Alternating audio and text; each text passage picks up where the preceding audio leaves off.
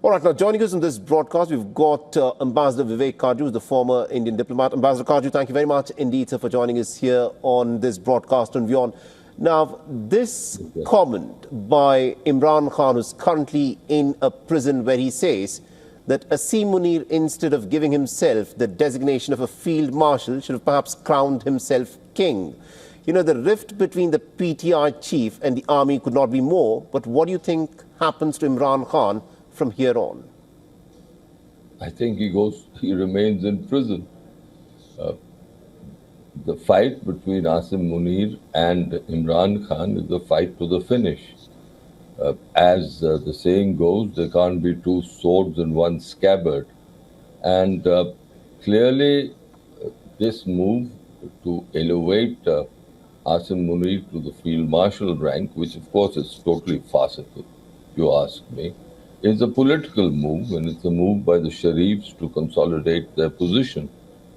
Imran Khan's party is under great pressure. I think some of his party members, including the present party president, Umar Ayub, have welcomed this move because they think that Asim Munir played a very distinguished role during India's Operation Sindoor to defend Pakistan.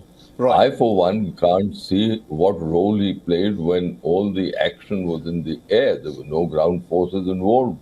Absolutely. So that is why I deliberately used the word that this move is political.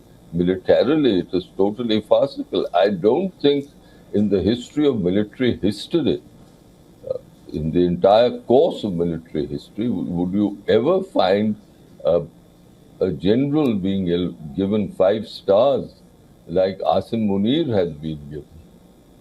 It's interesting that you're making this comment, but on social media, though, there's been a lot of chatter where some are saying that it's not Field Marshal, it should be Failed Marshal Asim Munir.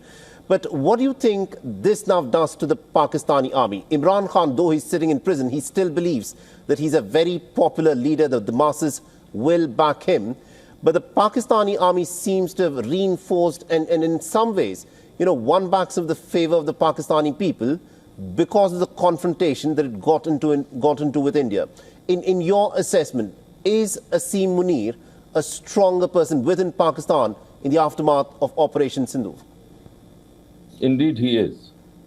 I think on that there is no question. The Pakistani people feel, and I think they've been misled into feeling that Pakistan mounted a very credible defense. In actual fact, the Indian Air Force achieved all its objectives.